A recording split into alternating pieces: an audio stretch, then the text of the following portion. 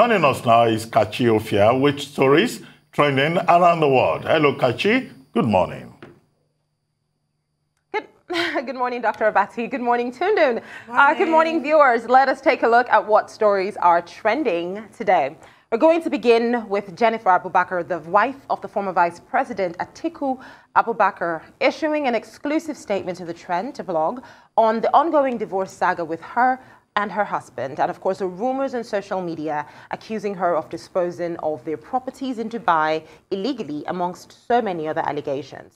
Now, she said in an abridged version of her very long statement that the core reason for this divorce was the disagreement over her continued stay in the UK to look after her children and several other long-standing issues. She also clarified her relationship with the former vice president's new wife, saying that there are no problems at all. She invited her to the wedding, her son's wedding in Dubai in 2018, and congratulated her when she had a baby. And of course, based on her religion, she has no issues with the former vice president taking in another wife.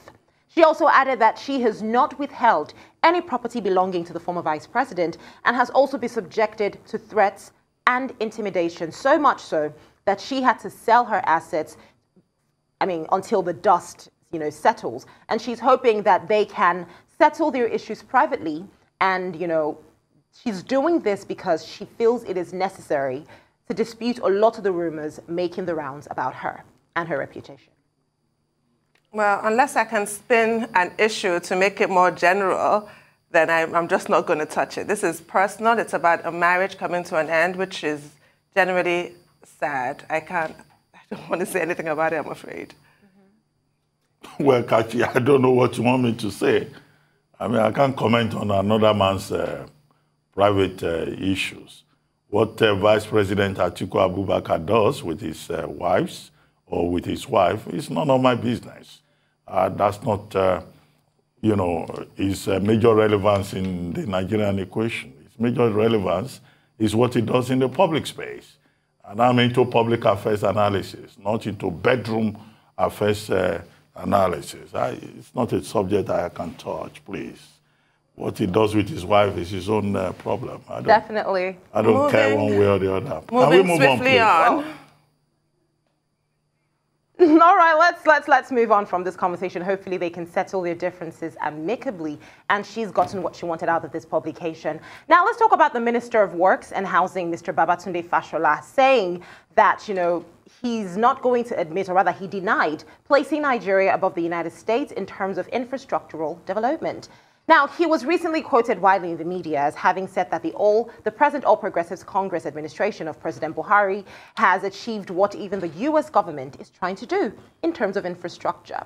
But in a statement issued yesterday by his special advisor on communications, Mr. Hakeem Bello, the minister clarified the statement, alleging that it was mischievously attributed to him and blamed the main opposition in the country for being behind the story. So he clarified that the American government is struggling to get authorization from their own parliament to start what Nigeria is already doing, not that our infrastructure is better than theirs.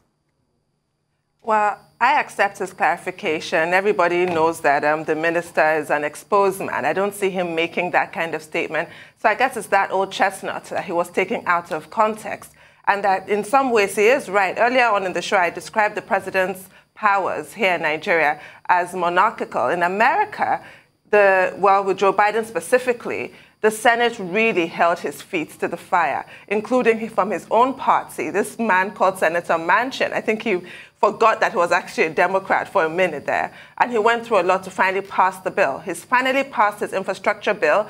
And now Republican governors are giving him absolute hell over implementing his infrastructure bill. Same way that they did to Obama with Obamacare. When that was eventually passed, the Republican governors really were quite resistant. They tend to do that with Democrat-led federal programs, and this is no different. There was an open letter by 16 GOP governors resisting changes, and even though the changes are clearly needed, President Biden went to Pittsburgh to really pitch his infrastructure move, and a bridge collapsed while he was there to really to drive the point home. But everything is about politics, I guess, and America is so polarized politically.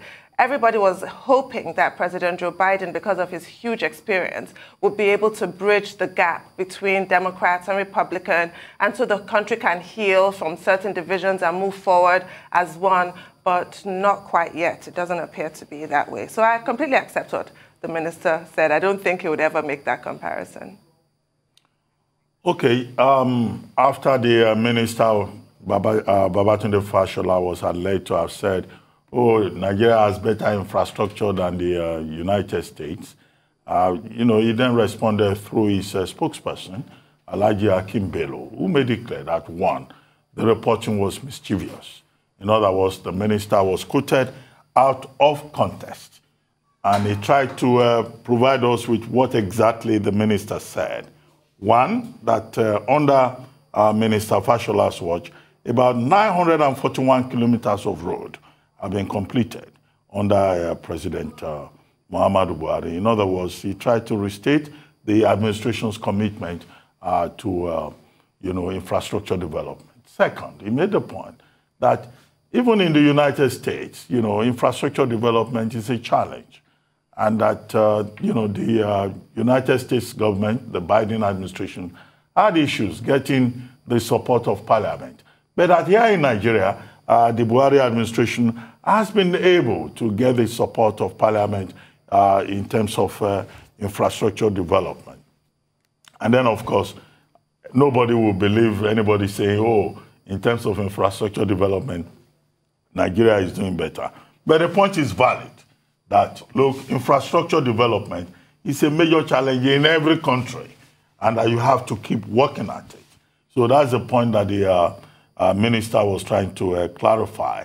However, there was one other leg of it, Alhaji Akim Bello, speaking on behalf of the minister, saying that this is the handiwork of the People's Democratic Party, and that we should expect more of this misrepresentation as we move towards the 2023 general elections. Well, that you can say, is there any proof for it, or is just a political talk, or is it actually the fault of the reporters, who misquoted the minister? I know I always criticize people saying I was quoted out of context, but I've also seen situations whereby some of these reporters go to events and they're just absent-minded. You give a lecture of 40 minutes, 1 hour, and they will still come back to you to ask you to come and summarize what you have said. So there may be a challenge in the direction of professionalism. But it is just as well that the minister has clarified what exactly he said. And it is good news that this administration, across all states and geopolitical zones, has been able to complete 941 kilometers of roads. That's a part of it, of the clarification, that should be relevant to us. But there are some roads that I ply, now and then, that have not been completed. So can the minister also pay attention before the government leaves to some other strategic roads, particularly, in some critical parts of the country? Valid. Well, now the UK Home Office, let's talk about an update on the story with regards to people having to sit for the IELTS exam. They've responded to the over 60,000 signatures in a petition on change.org calling for foreign universities to stop requesting English proficiency tests from Nigerians trying to migrate to their domain. However, responding to the petition initiated by Ebenezer Wikina, the founder of Policy Shapers, an open source policy platform, the UK Home Office hinted that the clamour for changes will not be implemented anytime soon. They also said in their response that to be included on the majority English-speaking country list, the country in question must have evidence that most people in the country, more than half, speak English as a first language. And the UK Home Office does not recognise 27 Anglophone countries in Africa as English-speaking countries. Now, Wikina, the founder of Policy Shapers, also mentioned that the campaign will continue as they strive to ensure that their demands are being met. I'm really glad that the campaign will continue, and I think Ebenezer Wikina should be commended because, like I said when you first raised this, many of us see all kinds of injustice and unfairness, and we shrug and get on with our day. He actually did something, and 60,000 people supported him. I think at the time you first reported it, there were 29,000 people. So it goes to show that Nigerians did stand up for their rights. And while that requirement has not been lifted yet, I do think that it will be. I think that the fact that the UK Home Office has had to respond, they appreciate the seriousness of this, and I do hope a lot more thought, goes into this policy, because it is completely ridiculous, let's face it. And the bottom line is, I guess, that people have to take these tests when they're going abroad, and should so many Nigerians have to want to go abroad, there are many of us that have that wanderlust. You just want to live in a different country, experience a different culture, but there are many more that are driven from their own country. I guess that's also the issue underpinning all of this.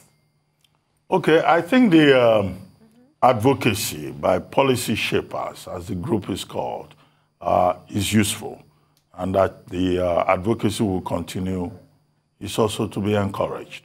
But the Home Office has said, well, we should not expect any kind of reversal very soon.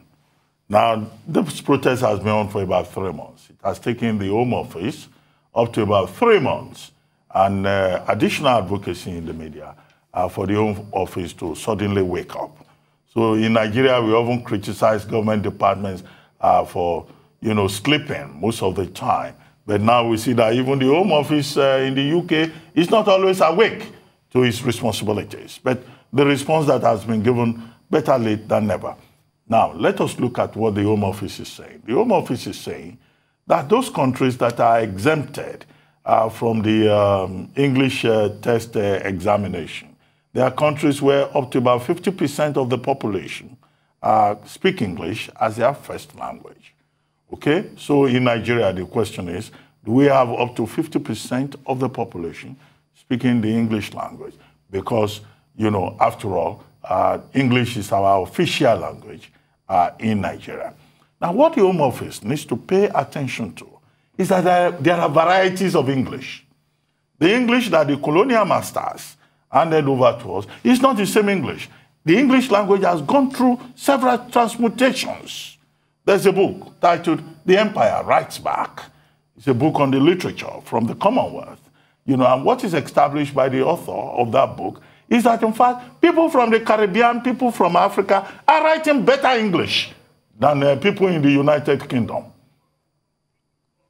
We have Wole Soyinka, we have V.S. Naipaul, we have Chinua Achebe. Chinua Achebe's Things Fall Apart is one of the most successful books ever written. In contemporary times, we have Chimamanda Adichie. I don't want to give a lecture on literature. That's not part of my brief this morning. In other words, the conclusion that Nigerians don't understand English or they don't speak English, I think is discriminatory. And the Home Office should take a second look at this and look at the countries that are exempted from this, discriminatory English test that they ask for when Nigerians are seeking examination. Antigua and Barbuda, Trinidad and Tobago, St. Kitts and Nevis, Jamaica.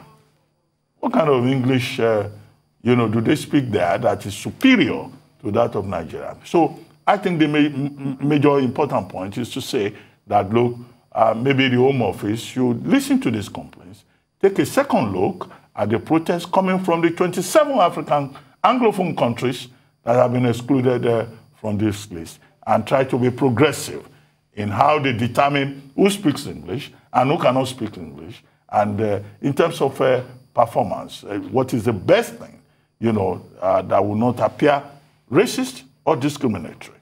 The Empire Writes Back by Bill Ashcroft. Yes. I love the title because it's a clever play on The Empire Strikes Back. Yes. Part of the greatest movie franchise there ever was, Star Wars.